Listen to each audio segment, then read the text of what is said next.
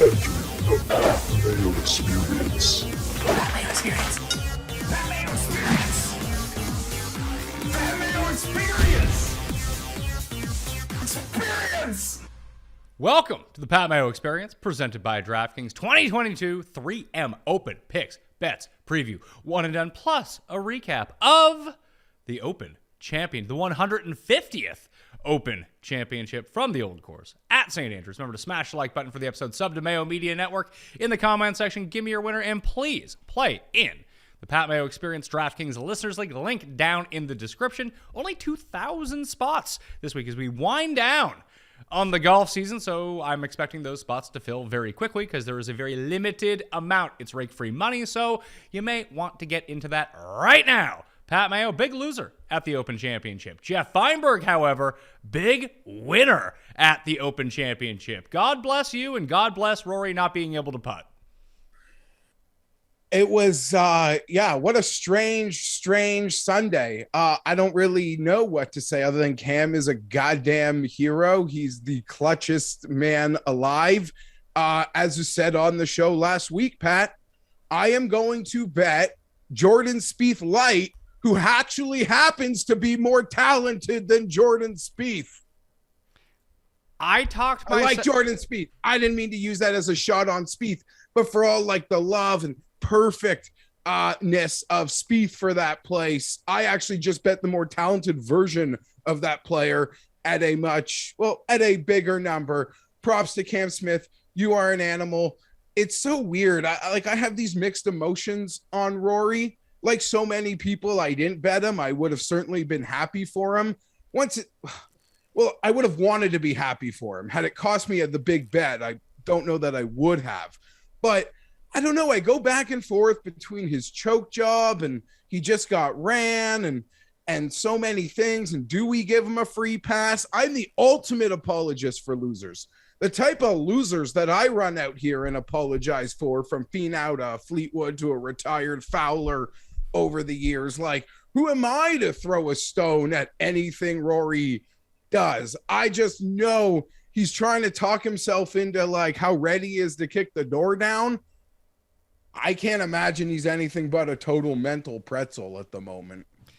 I don't know. He took it and it's really, maybe he just worked on his composure so much over the years. I actually thought his post-round interview was just like, it was pretty pragmatic. Just like, yeah, I could, I guess it's not like his approach, but that was the one thing about it. Like, yes, he two-putted, and I guess he didn't really three-putt the last. He tried to chip, missed the putt. So 36 putts over 18 holes for Rory in the final round. But it's not like he was two-putting every time from 15 feet. Like, the amount of 65-foot, 100-foot putts, like his iron game was just absolutely garbage. A lot of weird, even on the first, like we're in go zone, and I know there's nerves and adrenaline on, like he was in go zone a lot. And it wasn't till the third till he actually stuck one and he missed the putt. Right, Pat? Like, What was that, 6-7 feet? But he was on go zone on one, on two, all day. He was on go zone and gave himself opportunity after opportunity. I know people, you look at the greens and rag and it's like a number you can kind of, you respect, but you mock it in a sense. Like, what does it mean? The greens are so big. It's not like, it's not exactly quantifiable to like a normal, major or tour event. But he got run down and he wasn't clutch at all. And I think the worst thing that happened to Rory, Pat, the worst was, and I was listening to a lot of radio. As was I. It's just more calming. And we can get into a bit of that in a bit. But I just think had Victor was so malaise the whole day. Victor couldn't make anything happen. I'm a Victor apologist, so I'll say I think Victor got a lot of bad breaks off the tee, especially if you listen to radio multiple times. Like, that's the worst lie I've seen all week. Like, just random knickknacks around that course. It happens. But Rory, I think, got into a malaise. Like, he was just having to keep off that guy. And then all of a sudden someone got straight fire and he wasn't ready for rounds 12 through 18. I don't really know what to say. It's I really have no words for it. It's just, we've seen this happen. It's funny because it's usually the short putting that I expected. If anything was going to kill Rory, it would be those 5-foot putts throughout the course of the week. And that wasn't the problem. It was just, I mean, his driving was immaculate. Like, it was the best of anyone in the field that I can even imagine. And you're right about the greens in regulation. I think it was Thursday. Shane Lowry hit 16 of 18 greens in regulation and shot even par. So when you're hitting the biggest greens in the world, yeah, you should be. You're a professional golfer. Putting it somewhat close to the hole is going to help you so you don't three-putt every single time. But there was a couple of them, like, I was surprised on 18 that Rory didn't get it to the green on his drive, and a couple of those reachable par fours, like Rory just wasn't getting there enough, and that was frankly shocking because it's not like the entire field wasn't getting there, and it wasn't just Bryson who was getting there. Like, Cam Smith basically got to 18, Cam Young got to 18, but Rory and Victor weren't even close. That seemed crazy to me. There were so many, even like, I don't know, Rory with the putter, you know, some people call it genius, some people say, like, I don't know, what is that? And he, you know, it's almost like he followed the Tiger script. If you heard a lot of people sort of relay Tiger's opinion on how yesterday would play, said, oh, don't hit into the bunkers, don't make bogeys. And Tiger said, if you get to 20 under, you're going to win a major championship. And Rory just kind of, I don't know whether he played it safe or he didn't have it, or just, I don't know. I mean, you could argue some people want to, you know, say like they said at the beginning of the week, I don't want to bet on Rory because sometimes it feels like the moment gets too big for him. And in some ways we'd seen that early in tournaments, but he'd completely rebunked that first round Rory problem this year. So I don't know. I apologize if I started this. I don't want to turn it into a referendum on Rory. There's so much time left for him to have that, like, magical moment, or like 2 or 3 of them. Like, there's still time for it. But in some ways, this has, I don't know, it has an ability to also be, I don't want to say career defining, but like a big peg on that other side of the ledger. For Rory McIlroy. Yeah, it doesn't. It doesn't though, because when let's say he ends up winning 2 more majors over the course of his career, he retires with 6 majors. If he doesn't, though, that was my point. I said sure, he could win 2 more. Dude's fucking 33 years old. Like, he just finished top 10 at all 4 of the majors. All of them, and he seems confident. So let's go. Let's do it again. But when we look back at his career and we see these sorts of performances, a third at the Open, like, those only become positives later in your career, not negatives. It's like how many second place finishes Jack has at majors over the course of his career. Like, I know that he was still winning a bunch at the time, but how often was the discussion, man, Jack's a fucking choker. The guy comes second every single major. Yeah, Rory has to still, like, I believe he will. Like, will Rory win another major? I'm still in the camp of it's a matter of when, not if. But he has to win another major for those placings north of 30 years old to look respectful, if that makes any sense. Not respectful, that's a bad choice of words. For those to be used in defense of him, he's going to have to win at least 1 more. He will. For these finishes to be used as a positive instead of a negative on his career, he's going to have to get 1 more. He has to. Was there anything more obvious than Cam Smith winning than when Cuss came on the show and essentially called him a jobber? And then when we were doing the Cut Sweat show, called him a paper tiger when he was in the lead? In retrospect, I should have been more in tune to that. When I wrote on Monday in the newsletter, like, I had it narrowed down to 4 guys. I was probably going to bet 2 or 3. Cam Smith was on the list. Didn't get there. Went with Shane Lowry instead. Bad choice. And the thing with Shane Lowry is I said to anybody who I spoke to about him, love him. I think I'd like to bet him, but just for me, the number got to an unbettable place where I just took a few more points farther back. Cussed also on our Cut Sweat show laughed at me when I said, like, when we were talking about how easy Saturday looked, I said, oh my God, Hovland could be a wagon on Saturday. So anything Cuss kind of said, played itself out. Was there a hole in one Didn't seem like there was a single hole in one, was there? There wasn't, no. He was correct about that.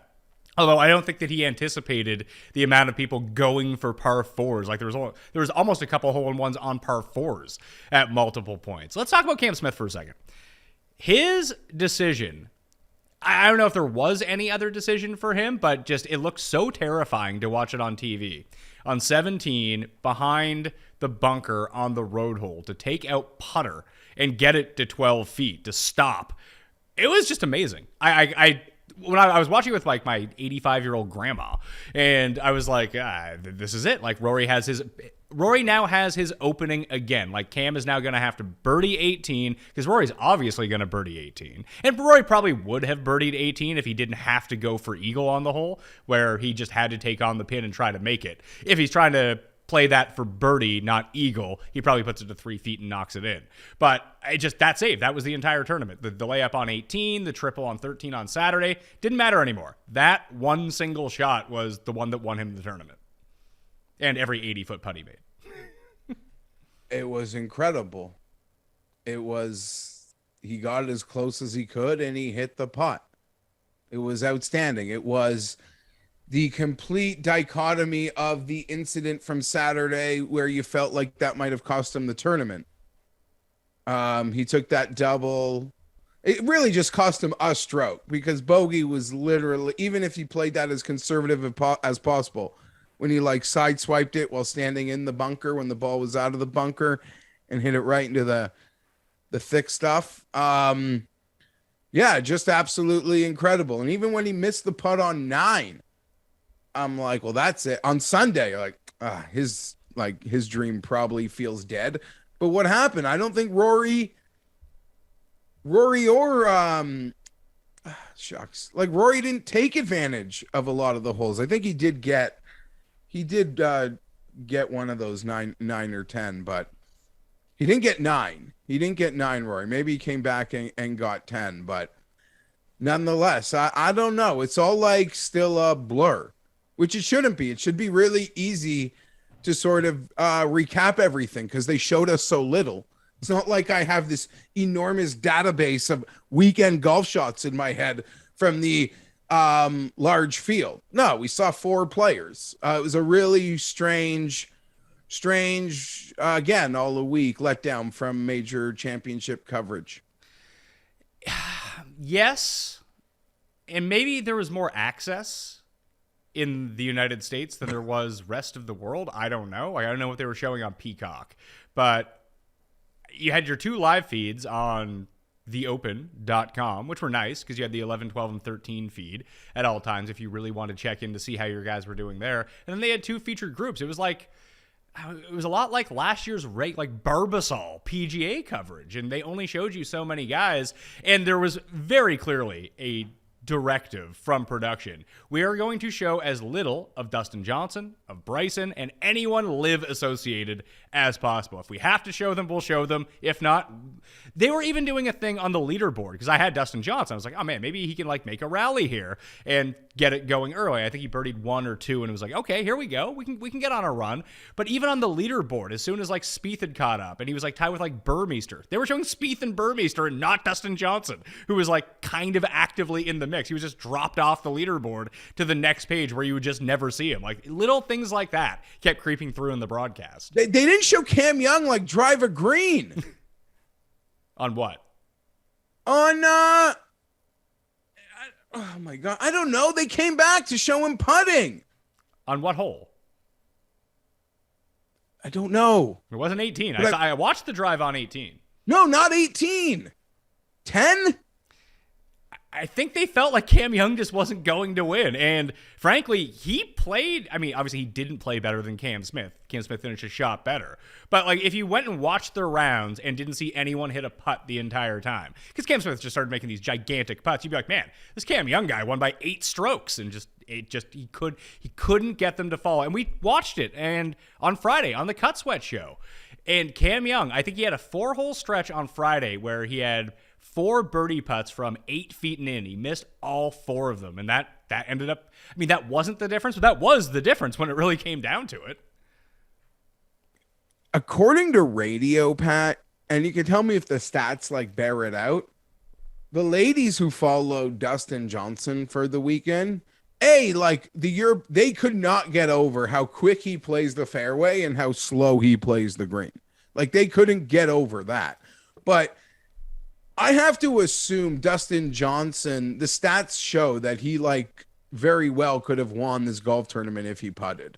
Because they made it seem like the amount of putts he missed almost over the course of the entire tournament, I guess outside of his Friday, felt like more than anybody, or maybe I'm just living my own truth with that one. I mean, the stats would reflect that he actually putted okay. Like he gained strokes putting for the week. One of the better putters in the field. But I'm with you. It reminded me a lot of Dustin. I track Dustin a lot. I so rarely have money on Dustin that when I do, I kind of track what he's up to. And I had money on him at the 2019 Masters when Tiger won. He ended up coming second. Do you remember that week? The amount of putts he just lipped out from 30 feet. Like everything hit the hole. They just wouldn't go in. It felt like that was this week for Dustin. But you're going to gain strokes putting at St. Andrews if you just 2-putt every green, which I think that he did. I don't think he had any 3-putts. Yeah. There were, I guess, I don't know. There were a few momentum killers. I don't know if they were 3-putts, but yeah, you're right. I'm trying to think of what else. Really they're not showing Bryson at all. Like, and Bryson was like the most entertaining. Bryson was the most entertaining man on the course on Sunday, besides Cam Smith. They showed him putt in on 18. That's about it, right? But it looked like he was driving every green, and he played great. Like he got himself. I mean, he has his exemption from winning the U.S. Open, but he would have got it back again to be at Royal Liverpool next year by finishing inside the top 10. He was the only guy. I'm looking at it right now. You'd have to go down to Shane Lowry, who finished T21. Bryson lost strokes putting for the week and still finished inside the top 10.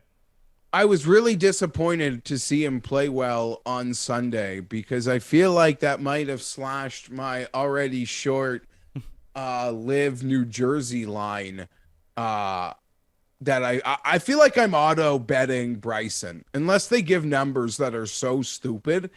He's going to win one of the next 2 LIV events. When is the next LIV event? It's in Jersey. Yeah, like when though? I have no idea. I don't know. Louis just played like 4 times in 6 weeks, so he needs time off. So I hope they have time off. Well, thanks to Louis, he got his weekend off after a disastrous coming home stretch on Friday. He and Webb Simpson and Ryan Fox were the 3 who was just like, oh my God, guys, like, get it together. They did not get it together. It was truly horrible. I want to talk about Vic for a second. You know, this is Vic's first top 10 in a major. I'm happy for him.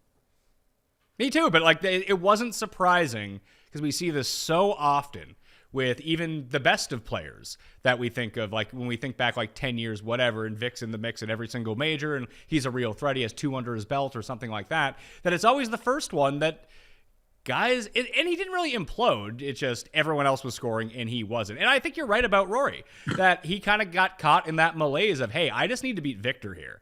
And I'm playing better than Victor. All I need to do is hit it to the middle of the green, 2-putt, be on my way. And to the point where when Cam Smith started heating up, like Cam Smith was there, but then he went, birdie, birdie, birdie, birdie, birdie to start the back 9. He just made like 5 in a row. And all of a sudden, Rory's either tied or he's down 1. He just couldn't flip the gear anymore because he was in that mode of, I just need to beat this guy. I'm playing match play against this guy. And then it turned out that wasn't the case anymore. And he had no answer for it. But with Vic, I think this is encouraging because this is what happened with Patrick Reed. Do you remember the kind of knock on Patrick Reed for years? It was like, man, yeah, the guy's a good player, but he's never finished top 10 to major. Bryson was the same way. Bryson finished top 10 at the PGA Championship at Harding Park. I think that was his first top 10 to major. Next one out, he wins the U.S. Open at Winged Foot. Patrick Reed finishes top 10 at the 2017 PGA Championship at Quail Hollow, wins the Masters the next year. Like, this is big for Vic just to break through in this regard. And it's not surprising to see a first-time guy, first final group at a major, first time really in contention on a weekend at a major, that he slips up a little bit and just doesn't have his best stuff. It's a lot of pressure. Yeah, tons of pressure, although you could set, like, there was a comfortable aspect to the pairing, at least on Saturday. And even on Sunday, there were conversations you could see they were having. friendly ones. And that was a thought I kind of had on Saturday. Like Tiger would never just be like yucking it up with the guy he like leads by a stroke on Sunday in a major, like ever. But I don't hold that against anybody. They're just, the players are wired so different. And Tiger is the ultimate outlier, that to compare him to anybody makes everyone seem like an epic failure, regardless of what they accomplished. I'm here for Victor. I love Victor. I'm a stand for Victor. It was tragic knowing that I didn't bet him, and there were 60-1 pre-tournaments on Victor. And you know me, I love to just go blind and play the ceiling. But at least nowadays, Pat, it just felt like every single trend. I don't care for the deep, deep trends, but the simple aspect of how ultra competitive we all agree the top of the golf world is these days, and how hard winning these majors are, that I need to believe in your ceiling, but you needed to give me a semblance of pre-tournament form for me to put you on my outright betting card. And he was about to crush that. And the clubs, there was about to be some baggage handler somewhere that could take credit for a champion golfer of the year, because he was still playing a new set of clubs that he had made for him last week, other than his putter. But yeah, everything about Victor, I adore. It's all great. And let me just ask you this, Pat. Who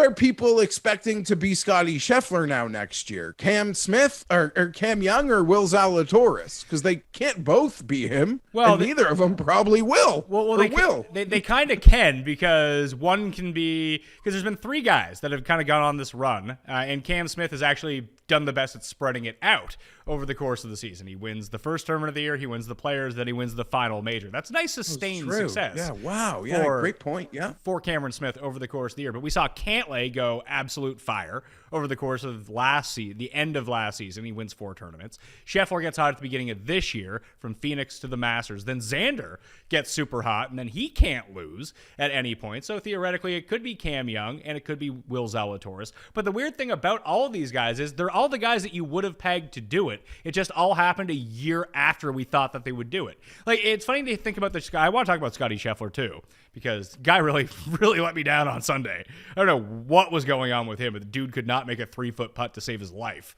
But I remember writing up Scotty Scheffler for the 2020 season. Like, this is the breakout year for Scotty Scheffler. It's all going to come through to him. He's been so close, like both at majors, both at regular tournaments. He's just there every single week, and just, he wasn't all that great. He was good at the majors. He finished top 20, I think, in all of the majors in 2021. And what was it's 2022 right now, right? I get getting old, Jeff. Everything's getting mixed up on me. In 2021, but he never got the win. And then it's just like, oh, he's passe. Now it's Will Zalatoris time. And then actually it turned out that Scotty Scheffler was the guy that we thought he was. It just took him a year later than we thought that he was going to do it. And he went absolutely mental.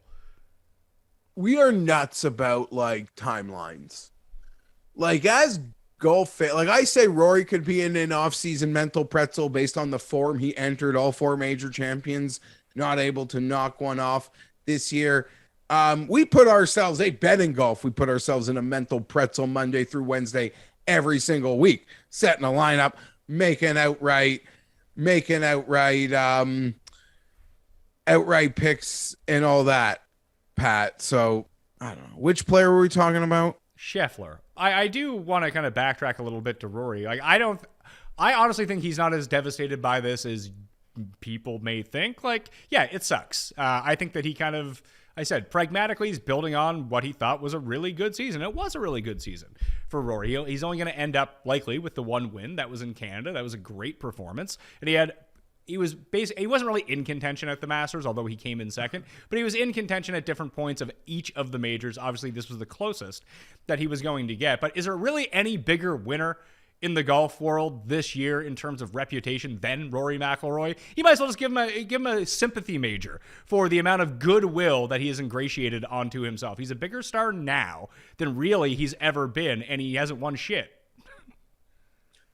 There's nothing there I can disagree with, other than I think it's probably somewhere closer to the middle of my opinion and your opinion on his frustration level, I think, at the major season, despite how incredible it is.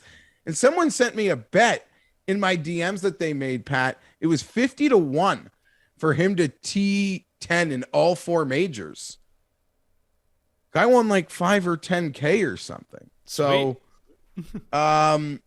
yeah, I don't, totally a bigger star. He is like the face of, I want to say that he's, I guess, the face of the PGA Tour. He is currently the face of golf, and maybe there's different points where you could have argued that was the case when he was winning. When, like 2014, when he wins 2 majors in 1 year, he's the face of golf. And then, Spieth takes it, and then Jason Day takes it for a while. But it's always still like Tiger or Phil. Like, they're still the top end guys. It feels like now, based on what's happened with this LIV stuff, although it's fractured the PGA Tour, that Rory's star over anyone else, like, he is now bumped up a level closer to the Tiger and Phil level. I mean, obviously he's past Phil. No one's going to be bigger than Tiger, and we'll talk about Tiger in a second, I suppose. But it's just, he is the superstar in golf right now. And it's not based on his performance. It's just based on him. And that's a totally different level to be at. Once you're such a big star that winning doesn't matter anymore, and like you can get by with T5s and T10s and whatever, eventually that will run out. But the superstardom that he's at right now, based on his stance, pro PGA Tour, being the face of everything, being the talking point, and as you've mentioned tons of times, one of the best, most candid interviews in golf. Like, that's why I kind of believe him. Like, when else is he lying? Yeah, and this was like before the LIV stuff. He was like, we don't just say it's been a great interview since Christmas. It's been a great interview almost the last like 4 or 5 years. So, yeah, I would just say, the amount of goodwill that's out there and the narrative driven world and press, Pat, like what you say exists for him right now, there would have been rocket fuel.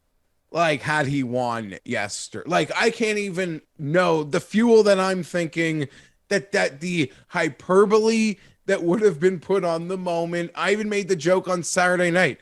Like, they're going to come and carry him out of the ring like Bret Hart at Mania 10 when he beat the Yokozunas. The whole roster comes out and puts you on your shoulder. Or when Luger took down the NWO. Or when Rudy got his sack. I mean, that was sort of like not literally, but like, they were ready to like turn it into a movie yesterday, I guess. And it would have been fitting for the moment because the crowd, you mentioned listening to the stream. Like, I don't know if people found that as easily as probably they should have, but there was a live. You just had to hit the volume meter on the app or website. Yeah, it was on the app. You could just stream like the live feed. The amount of like clashing separate like British Isle accents on that were just amazing. It just sounded like they had one person from every region of Great Britain, and they were just clashing styles. But there was one thing they all had in common: they were all rooting for Rory. Oh, and the crowd, and yeah, it was undeniable, but and deserved, I guess. As I kind of think I said to you last week, Pat, for all like the intensity about LIV, like here in North America, and the Brooks Koepka jokes that I have certainly made. Graham McDowell is claiming he's getting death threats. Like, they take things a lot more seriously over there. Like, am I saying people have like said insane things to some of the American LIV players? I'm sure they have, but I haven't heard any of them complain that like they're getting lots of death threats. So yeah, like it seems like it's even way more intense over there. And I don't mean to pivot down this road, but I've been saying it since the start of this thing, that if Henrik Stenson tees it up for LIV, you strip that Ryder Cup captaincy immediately. Right now in this fight, LIV's got its money and its gobbles of it, and it'll work, and it is working. But at this moment in time, the tours have to use what they have. And until the landscape changes, where they have no choice, where so many top players are over there, you could feel that's inevitable, and maybe it is. But for now, the tour's got to drop double birds to all deserters. Say, you're out, pal. You ain't eating your having your cake and eating it too, or whatever that saying is. So I got no issues. I don't know what they'll do. They're gonna make Dodo the captain, but yeah, I got no issues with that whatsoever at all. I don't even know if Liv is Liv working. I feel like the only thing that Liv has work to do is kind of like bring the PGA Tour down a notch. And as when Kevin Clark was on the show, he kind of alluded to it. It's like it's 2 AAA tours now. The only thing that's really done has made the majors more important than they were. Yes. That being said, it does seem like not only with that Greg Norman stuff at the beginning of the week, but there were multiple comments from the head of the RNA that made it seem like he will not be giving Liv a vote or a benefit of the doubt. So it'll be interesting to see. Have they succeeded? I don't know, Pat. Like when companies start, they look horrible. Even like the ones that end up being amazing. Not saying it's like Amazon, but you see those pictures of Bezos in his like garage. I mean, that's where they start. So I don't, and I feel like the fact that they've pulled 2 events off and the field got stronger from 1 to 2, those are incremental wins that I can't ignore. And if their plan is to pick the weakest spots on the PGA Tour schedule and go against them, I don't know. I'm more interested. They got like 3 events in football season, you know? So, and here's the thing. If you got football, you've got the Sanderson Farms, and you've got like Liv and those top players, what's your B choice? It could be Liv over Sanderson. Sure, but the B choice then is Jacksonville versus Tennessee. Okay, yeah, you're right. What's your G choice? Like, yeah, sorry, I take that back because we've got 6-7 TVs and you need 9 to put the Liv on. Yeah, but I feel like that these tournaments, and I think you're going to see with this PGA like new schedule, not this year and the following year, that it's really just catered to an international audience, not a U.S. audience, for those events especially. The Liv events, you mean? Yeah. Like, I don't think they're super caring about the United States where, you know, football exists. It's everywhere else. That makes total sense. And that's why we've all sort of, you know, if I ran Liv, I'd have all, you know, I'd be going after the Asian players and that type of stuff. Yeah. I did want to give a special shout out, since I forgot to at the beginning of the show, for Killarney Kurt, who won the DK Millie Maker. On his hand, he played 3 lineups into the Millie Maker, $75 total. Rory, Cam Smith, Cam Young, Bryson, Chris Kirk, and Thomas Dietrich. Good for $1.022 million on DraftKings. So congratulations. That's amazing. Can't believe it. It is. I mean, you're so much deeper into the space and maybe headlines that are made. How do you comp a handmade 3 lineup build? Would that be like someone taking an engine of an 85 Civic and winning an F1 race? Like, what do you comp that to? That's insane. Yes. Well, yes and no. He also won the Pat Mayo Experience Listeners League, by the way. Up top, there you go. And it's funny because his 2, like, he had one lineup that won everything, and then he had 2 lineups that were like kind of garbage, which is kind of hilarious when you think about it. It's not. I don't think it's out of the like. I don't think it's all that random that a hand-built lineup would win a tournament like that. Obviously, the people who play more lineups have more chances, but in tournaments that have like 180,000 people and you can only play 150 lineups, I mean, your chances aren't really all that stretched out versus the guy who has 1 lineup, to be perfectly honest with you. Incredible. What an awesome feat. I'm so cool. Like, even to show that to normies and be like, dude entered $150 total. I mean, he had 3 Millie Maker lineups and then I guess another $75 in Muck out there. Yeah, he played 3 in the PME Open. Oh, for all time. Well, yeah, incredible. Good. Any supports and appreciates the show, so that's awesome. Good for him. And yeah, shout out Big T was all over the Bryson 4%. What a breaker. Like, what a breaker. Yeah, the two guys that even when Rick and I went through it, like Victor and Bryson were the two guys that was just like, I can't do it. Like I can see it, but I just can't do it. And that turned out to be a critical error for me because I ended up playing like Hideki. Before we get into the goods, I would argue this is the goods, but people would differ that. Sometimes the comments certainly will tell us not the case. But I wouldn't know much about the comments, to tell you the truth. That means you would actually have to read them, which, I don't want to. I have 4 names here I did want to talk about before we get into the 3M. But the dichotomy of, like, we were all dead wrong on Tiger. After being pretty freaking accurate on Tiger. I was dead wrong on Tiger after being very accurate on Tiger at the other 2 majors. I just thought he was playing lots. He must be feeling good. He'll be fine.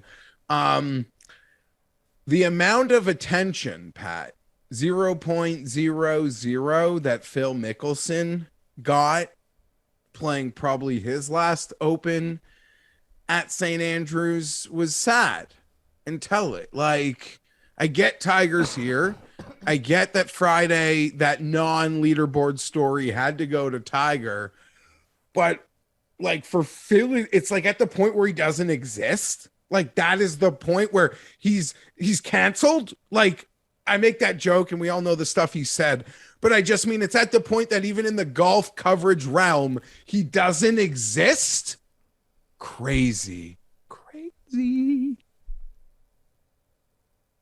beat Tiger. He beat Tiger. He beat Tiger. Credit to our boy Tour Picks, Joe Idoni, Pat. I'm not a horse betting guy. What do you call it when you get the 2? The exacta?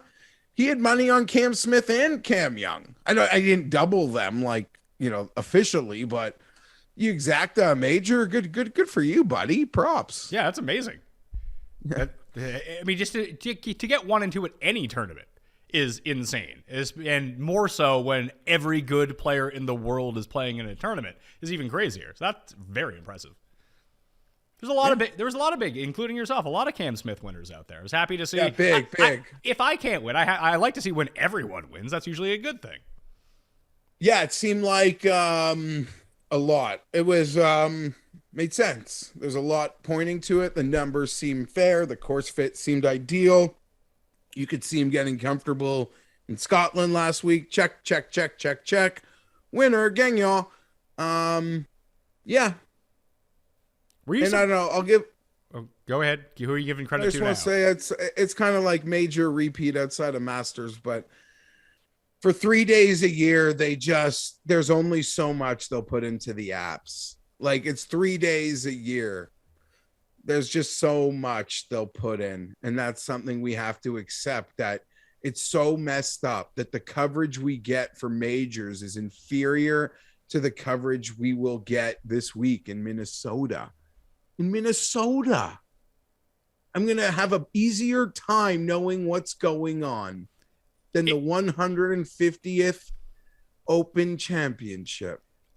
And they don't give a shit. So I got to get over it. Were you able to access Shot Tracker by the app?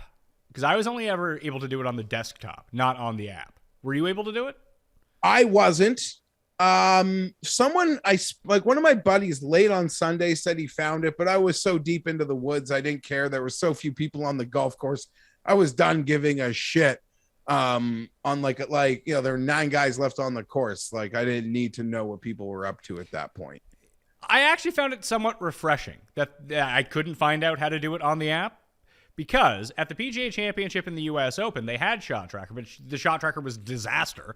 It was like lying to you. It gave you false information, then updated itself at different times. At least this way, I couldn't find it or didn't know where it was, so I just pretended like it didn't exist, and then I wasn't concentrated on it anymore. I just got back to watching what I could watch, and that was it. And it was actually somewhat liberating versus having it, but it being shitty, that I found this was a better solution.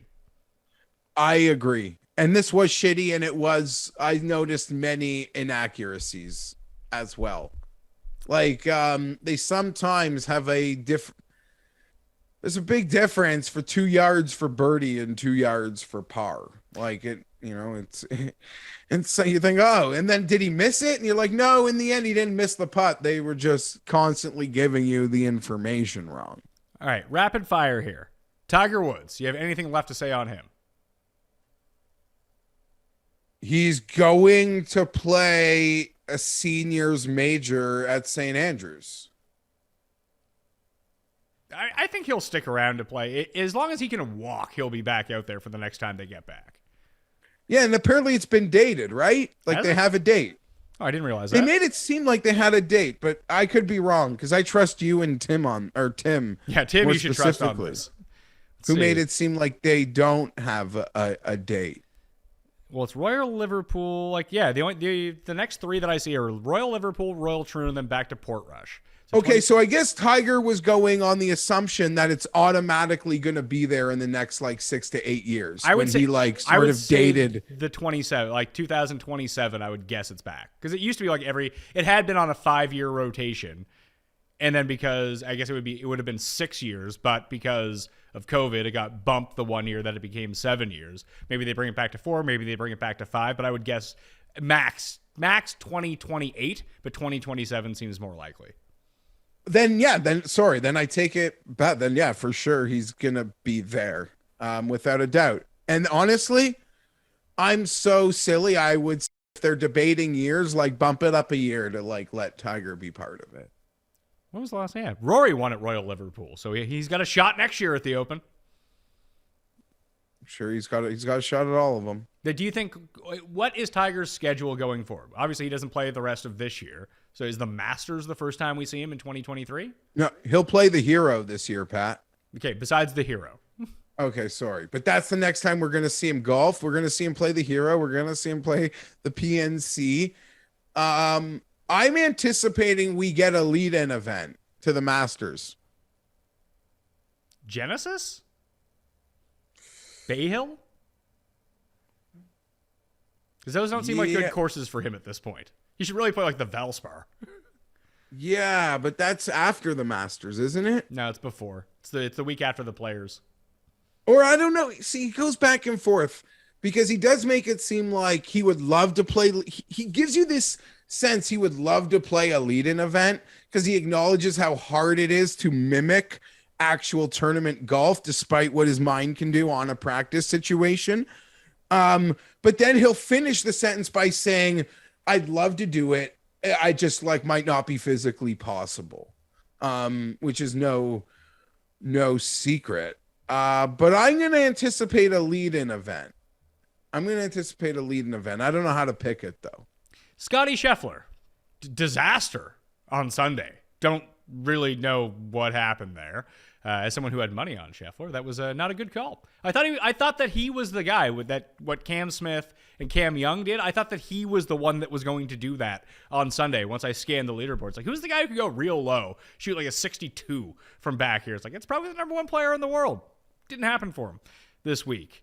Is he still the player of the year? Because I feel like he is with a bullet, but now that he hasn't won since the Masters, that people will start talking themselves into. I mean, a players and a major is amazing for Cam Smith. Like, I think he is the only other one in contention, despite what Xander has done. But I still feel like it's Scheffler. He's won a WGC, he won Phoenix, he won Bay Hill, and he won the Masters. And he still has a bunch of other top fives along the way. I feel like that's pretty impressive. And he was, second at the U.S. Open, third at the U.S. Open? He still has my vote today, but the FedEx Cup could change it. Yeah. Could change it. I think those FedEx Cup events that lead into the Tour Championship are as hard to win, field strength wise, are as hard as anything the Tour has all year. And we talk about Northern Trust and the next one, like they are arguably the two most premier. Well, they're supposed to be and how they're set up. But so I give extra credence to those. Not even so much winning the FedEx Cup, which would be fun, but those two lead in to East Lake events are huge big pants. JT just couldn't get it going. Dude could not make a putt on Friday. It was I don't want to say it was embarrassing, but I think he had a 20-foot birdie putt on every hole on Friday. He maybe made one of them. Yeah, he's kind of frustrating in the sense that I I don't like reading too much into what guys say, even though when you bet golf, like part of it has to wear a tinfoil psychology hat. Or you have to believe in a guy or not believe in a guy. I certainly believe in JT. I just don't like that he like has to constantly reference that he like doesn't like it or he can't figure it out, but he's trying so hard. If that makes any sense. Like he's talking himself into this. I'm not saying would have won had he had this epically positive track record and attitude about it, but he is like talking himself into things for open championships. So we'll see. Hopefully he can get over whatever his bugaboo is across the pond, because I don't think he has one half decent result. Brooks Koepka, last guy. Not a great showing for old Brooks. Pat, I wish I had it right now up. The tweet of the week. The tweet of the week. I don't know. Did you see this? No. You don't even know what I'm talking about. I don't. Tell me. On Friday. Oh, I said it on the Cut Sweat show. PGA Tour comms. Oh, yeah. Sent out a tweet on Friday. Like it was, you know, like bashing Brooks. Not that, like it was a very factually accurate tweet, but you could sense a level of smarm in it, or like, he's not even a PGA Tour player. Why are they even tweeting this? I don't know. I can't wait. Like Bryson Reed, guys I will be betting. Answer like will be shortlist live bets for me in the near future. Brooks, like he's a dead fish right now. He's a dead fish. Well, luckily for us that he is so fucking irrelevant at this moment in time. Not to say like things don't switch or can't switch quickly. We know how quickly that pendulum in golf. He is so fucking irrelevant at this moment in time. I'm looking at the live schedule, by the way. Next week, it's at Bedminster. Trump Bedminster. Next week. Louis needs a rest. And then they're off till the beginning of September.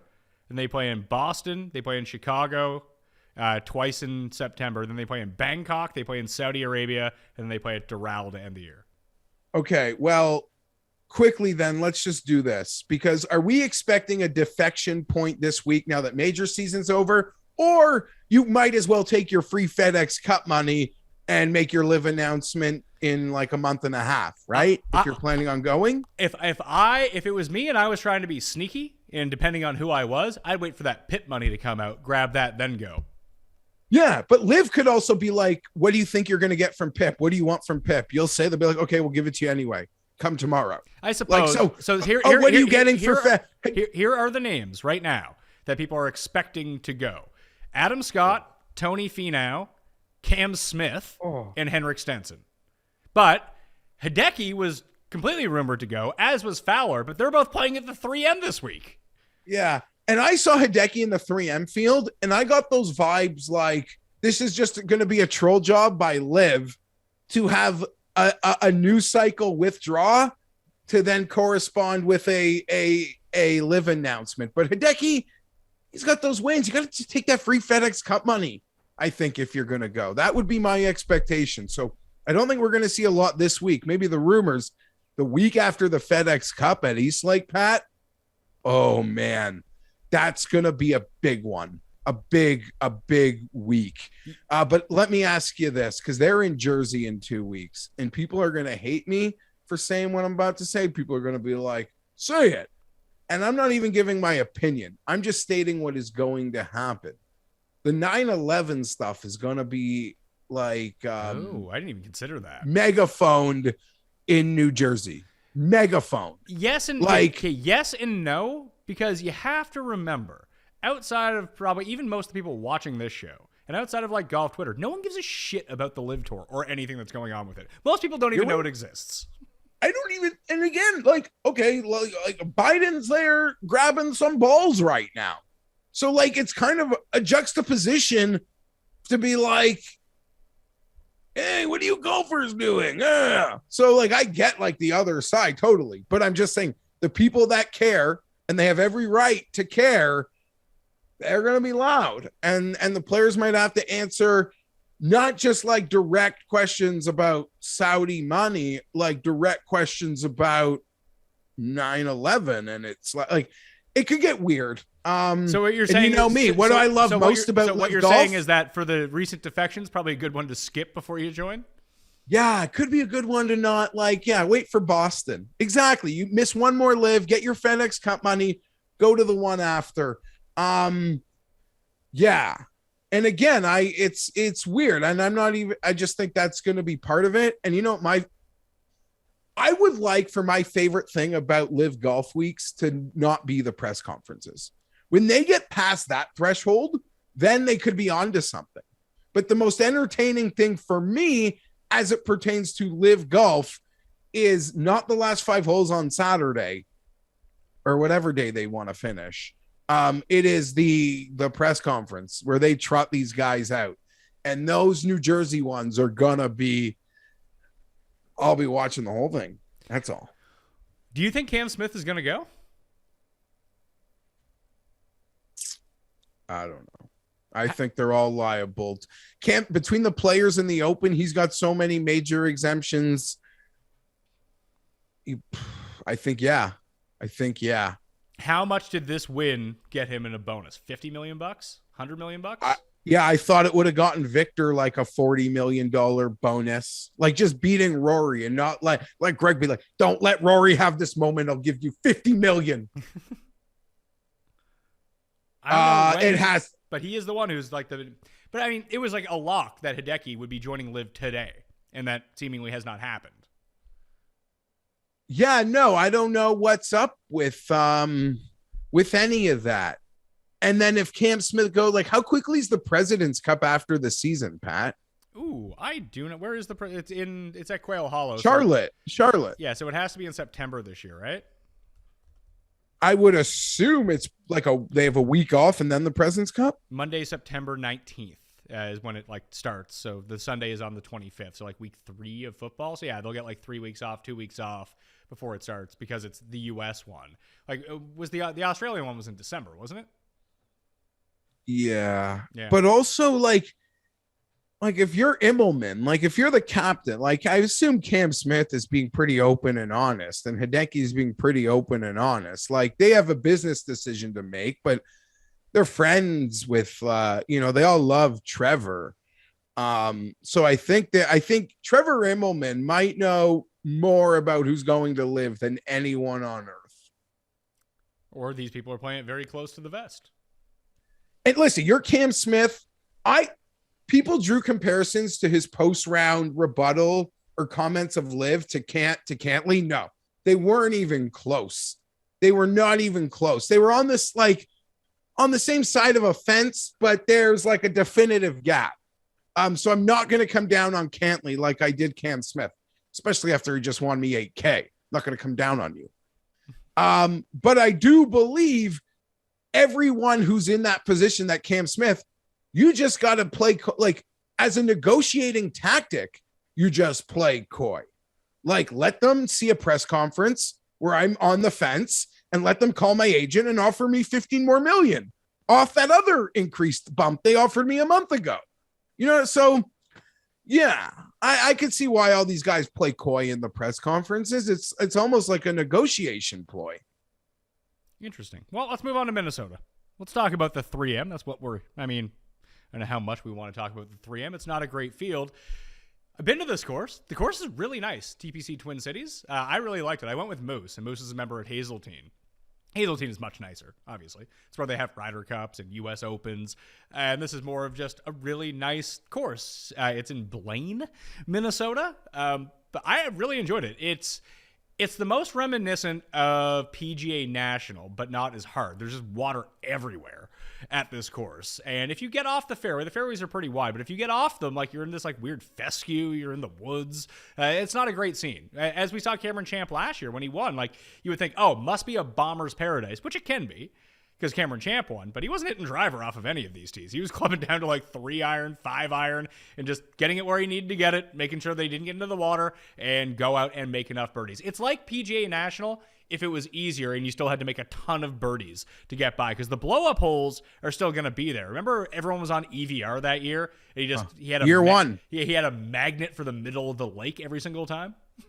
He was the Minnesota Golden Gopher. It was our first year at Twin Cities, and we all like piled in on EVR at like 40 or 50 to 1. Yeah, that was a mistake. I just remember really liking the event. I've never hit a winner here. I got walked off by Morikawa. I think I had Wolf. We got walked off. We had Bryson, and we got walked off by Wolf. Yeah, so and I wasn't close. Thompson or Cam, I certainly missed. I've never had a winner here, but I have just these memories of being thoroughly entertained by how the course plays. So I even made my jokes, like going from the Open to the 3M, like whoop-dee. I remember having a ball watching this thing over the last couple years. So I'm here for it. I'm gonna have a full bet and sheet. I got one bet in. I don't know what else to do though, Pat. Not gonna lie. I mentioned this on the research show that I put out, that it's not that I want to invest less this week because, coming off a major championship, I, like you, tend to go a bit harder at major championships because I get a bit too fired up. But it's not that I don't want to put money into this event. It's just I don't know what to do with this event. That's the difficult part. DraftKings Sportsbook finally released their odds. So at DraftKings Sportsbook, Finau is 11 to 1. Like, Sung Jae is 16 to 1. Hideki is 16 to 1. You have those three, but then like Cam Tringali's 18. Mad McNeely is 18. Adam Hadwin is 18. Davis Riley 22. Thigala and Cam Davis and Charles Howell and Adam Long 25 to 1. That's everyone below 30 to 1. Well, which one of those guys would you actually want to bet? I came in with Davis Riley circled on my sheet being like, hey, I like Davis Riley this week. Hasn't played since the Travelers, had a lot of time off. I think his skill set works here. I'm not going to bet the guy 22 to 1. I have not run to bet any of them. I'd rather bet Hideki at 16 than like Davis Riley at 22, if that makes any sense, like in that context. But I want to ask you, in terms of would this quantify as easy scoring conditions? I would say it's slightly. I mean, the winning score has gone down each of the 3 years that it's been here. I think it was minus 21, minus 17, then minus 15. However, the quality of field has gotten worse every year that it's been here. Yeah. And Hideki's never been here before either. No, Hideki was here the first year. Okay. He was top 10. Of all those guys, I guess I could see why Riley would be your first choice, but he's not. Like, he was just someone that I liked going into the week. But if he's like hoping to catch a 40, like is that what you're talking about? 33 or 35, like at bare minimum. But I mean, the best number you can get on right now is 27. Like, that's a bit more enticing, but I don't know. Seems like a bit much. Yeah. But we just talked about Finau and Hideki are both rumored to be going to the LIV Tour. Is this their final event on the PGA Tour? I think you nailed it to say there's no way. I don't imagine players would leave for one more LIV event in this season when, if they cannot play New Jersey for other obvious reasons, they can finish this PGA season and start next LIV season fresh. So I'm actually not expecting. I would be shocked if a guy played this event and then went to LIV. Why would you be shocked by that? Well, I'm not shocked. That we've seen enough, and they would throw the money to make up for any FedEx Cup missings. I just think scheduling wise, it makes too much sense. As you pointed out, it makes too much sense to just ride out where they are on the calendar of both tours. Just ride it out and then do it the first week of September. Well, yeah, once the East Lake is over, if you even make East Lake. It just makes too much sense. So I actually don't see them going. Hideki's probably top 10 in FedEx Cup also. He's probably right around there. I mean, he only has the one win this season, I think. No, he won the Zozo, didn't he? Back in swing season?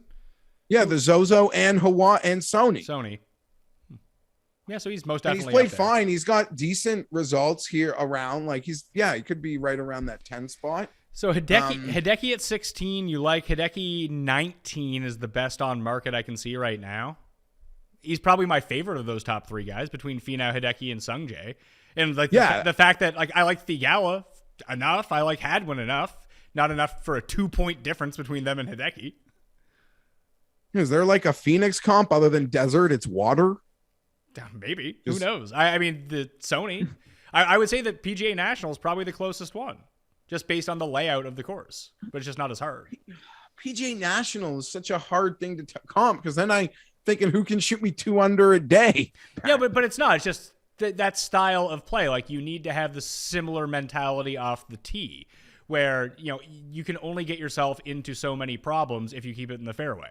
But guys that are a bit wayward off the tee or don't have the discipline to club down, they're going to be in a lot of trouble here. Tringale off of his Voyage is. I don't. You can just say you don't want to bet any of these guys. Yeah, I haven't. We can, because I might end up betting something. Something might come to me, or someone I trust on an event I really have no strong feeling on. I could be pulled in a direction, but I have not.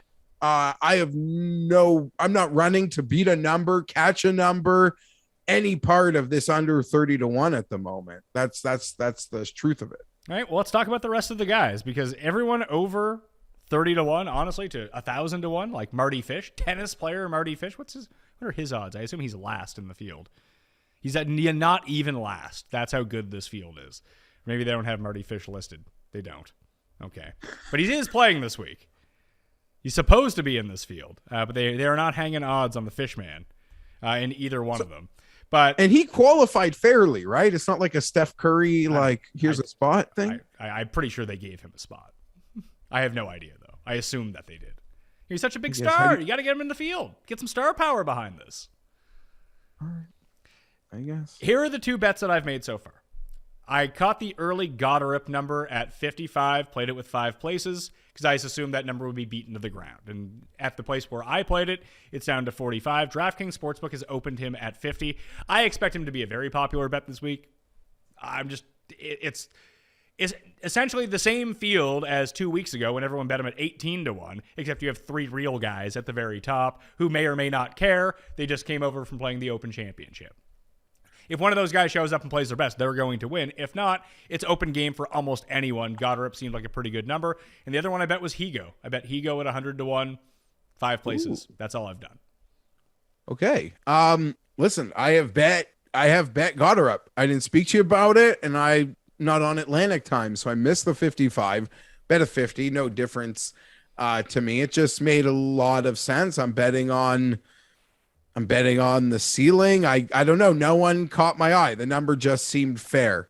Maybe it was subliminally because of the number I saw a few weeks ago, and this one seems nice. But yeah, that's all I clicked. That's all I clicked. In the morning after I win what I won yesterday, Pat, I'm usually ready to click and click and click. Not I don't feel any part of this. I don't feel it. I don't have any vibe for any of these guys. But I'll bet the ceiling on Goddard. That I'm happy to do. I think Cole Hammer is playing in this field as well. He is on a similar, I don't want to say trajectory as Goddard. We've seen Goddard do it in PGA events, but if you're just looking for pure talent, I'm probably going to bet him at 250-1. I mean, Wolf won this in his third PGA start. That if you have one of these kids and they show up and they play to their ceiling for 1 week, they could win. He seems, how long have we heard about Cole Hammer now for? 10 years? Yeah. You seem out on that. Okay. Well, I just Wolf. Wolf's when he entered this event, his shine in golf and what his expectations were a lot higher than Cole Hammer. Are you sure? Cole Hammer was playing the U.S. Open when he was 14.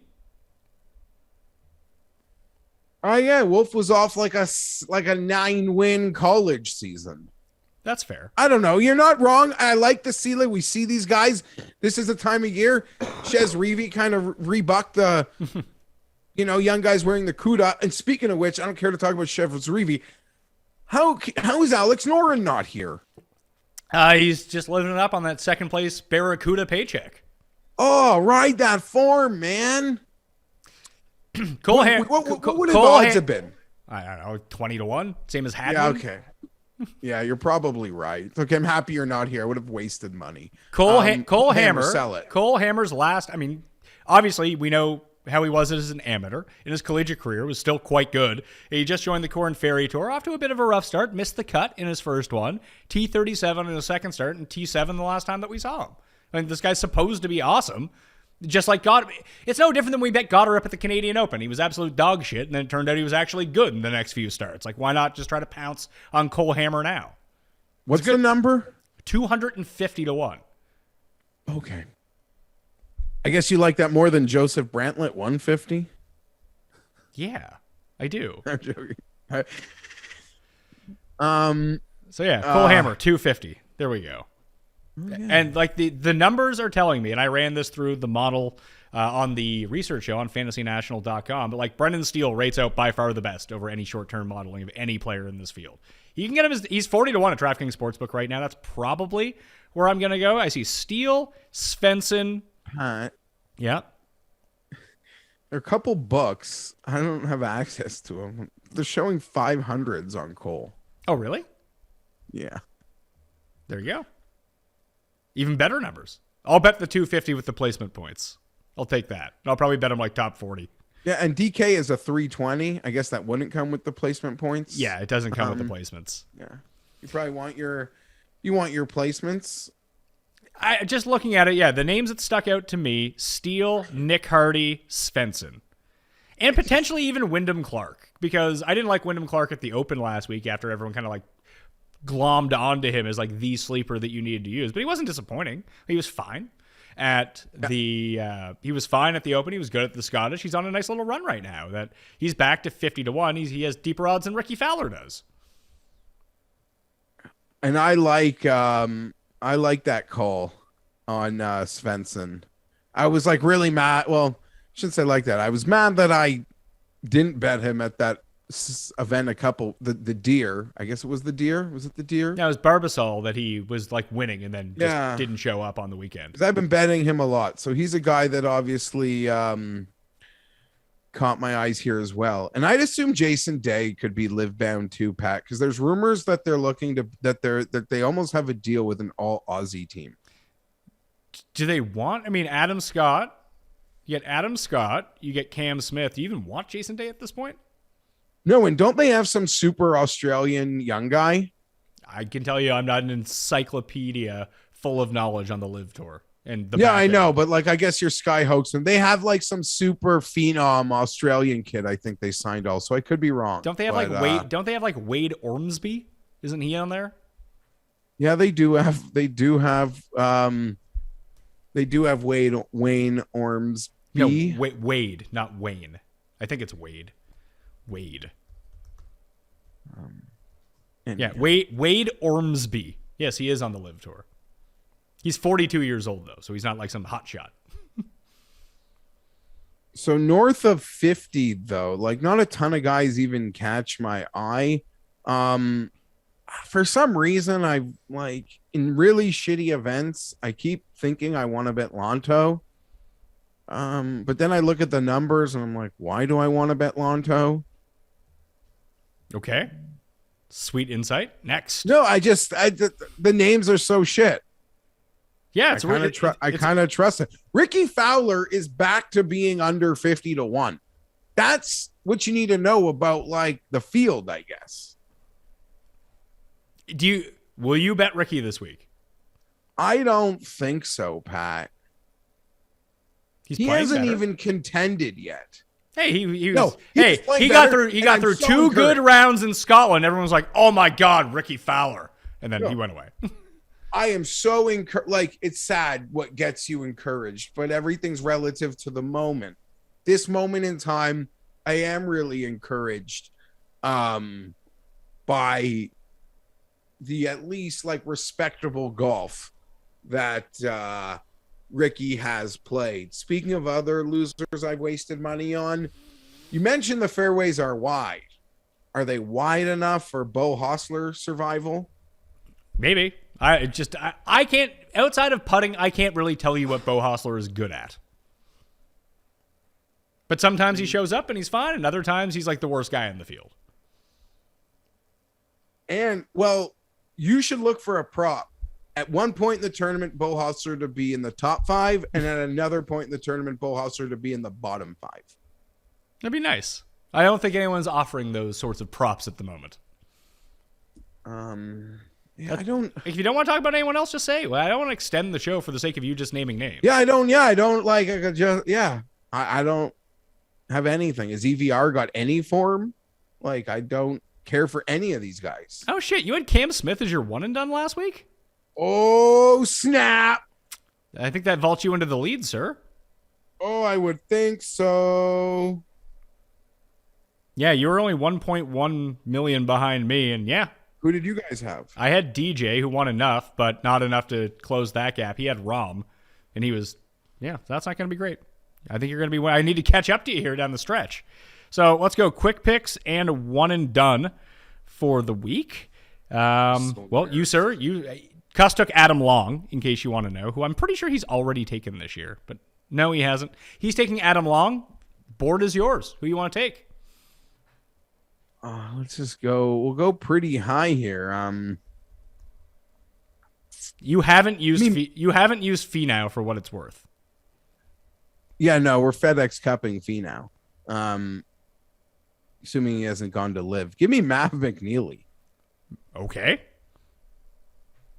Mav McNeely. I'll take Steele.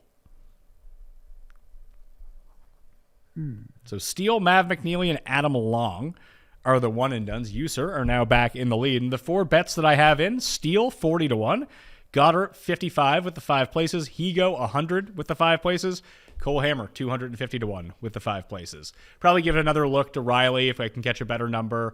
Nick Hardy and Adam Svensson were the ones that popped out to me. Or I'll just kind of play it by ear. As the week goes along, I'm doing the live show with Tambo on Wednesday morning. Maybe he'll sell me on someone. Maybe Sky will sell me on someone. They're doing the Kazoo show for the DP World Tour picks and bets tonight on Mayo Media Network. So I'll tune into that, see if they have some guys I can potentially double together. But I'm probably just going to stay away from the very top of the board here and just hope to get lucky. I was surprised you didn't mention John at all in this show today, but quick picks for me. I have bet that got her up, and I don't know, I was silly enough to think of that big hitting leaderboard, and it led me to bet on Joseph Brantlett at 150-1, which I'm kind of already regretting, but I think I'll get over it. Davis Riley, as you mentioned, although we didn't really talk about him on the show, might be my favorite bet under 40-1, so I am staring at that one. And did I say Davis Riley? Because I meant Nick Hardy, like you. Yes. So that's it. Leave a comment. Tell me honestly who you're picking, and maybe I'll just blindly tail, because I am going to bet like 5, 6, 7 bodies this week, and I don't know who they are. So tell me who you're betting. All right. Well, tomorrow I got football on the docket with Dr. Jesse Morse talking about the most injured players coming into the year and what we should expect from them. Obviously live with Tambo on Wednesday, and I think Celia will be back for Thursday, and more football as we dig deeper into the running backs for the year. And then I got the top 150 coming out. We got more Cuss Corners. I got a best of Cam and Pizzola coming out. Tons of stuff on the way on the Pat Mayo Experience. So please rate and review on iTunes or Apple Podcasts, and Spotify. Smash the like to the episode. Sub to Mayo Media Network. Follow me at the PME. Follow Jeff at G Fienberg17. We'll see you same time next week. All right. Until then, I'm Pat Mayo. I'll see you next time. Pat Mayo Experience! Experience!